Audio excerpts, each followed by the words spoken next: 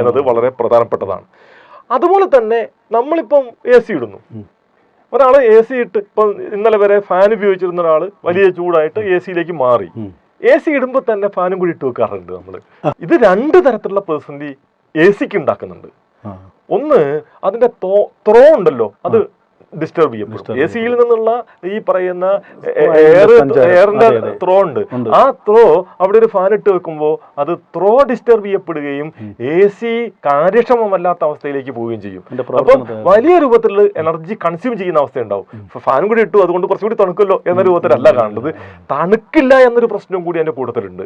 അതായത് ഇപ്പം ഒരു ഫാന് നമ്മളൊരു റൂമിൽ ഉപയോഗിക്കുമ്പോൾ ജനലുകളും വാതിലുകളും ഒക്കെ തുറന്നിട്ടിട്ടാണ് ഫാൻ ഉപയോഗിക്കുക.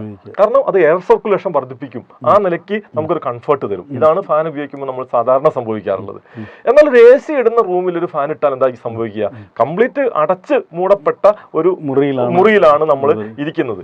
അവിടെ ഫാൻ ഇടുമ്പോൾ ആ ഫാനിൽ ഉപയോഗിക്കുന്ന എനർജി കൂടി ഹീറ്റായി മാറുക എന്നുള്ള പണി കൂടിയാണ് ചെയ്യുന്നത്. ആ ഹീറ്റ് ഈ AC അതിനെയും കൂടി തണുപ്പിക്കണം.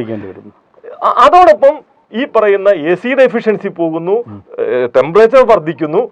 മൊത്തത്തിൽ തീരെ ഇൻഎഫിഷ്യന്റ് അല്ലാത്തൊരവസ്ഥയിലേക്ക് എക്സസ് എനർജി അവിടെ വേണ്ടി വരുന്നു. ഫാനിന് ഉപയോഗിക്കുന്ന എനർജി മാത്രമല്ല, അത് ഉണ്ടാക്കുന്ന ചൂട് കുറയ്ക്കാൻ വേണ്ടി വരുന്ന എനർജിയും കൂടി വേണ്ടി വരുന്നു എന്ന് ഒരു പ്രശ്നം കൂടി ഉണ്ട്. അപ്പോൾ അക്കാര്യത്തിനകത്ത് നമുക്ക് ശ്രദ്ധിക്കണം. AC ഇടുകയാണെങ്കിൽ AC തന്നെ കിടക്കുക, അതിനപ്പുറത്തേക്ക് ഒരു ഫാനും കൂടി അവിടെ ഇടാതിരിക്കുക എന്നത് വളരെ പ്രധാനപ്പെട്ടതാണ്.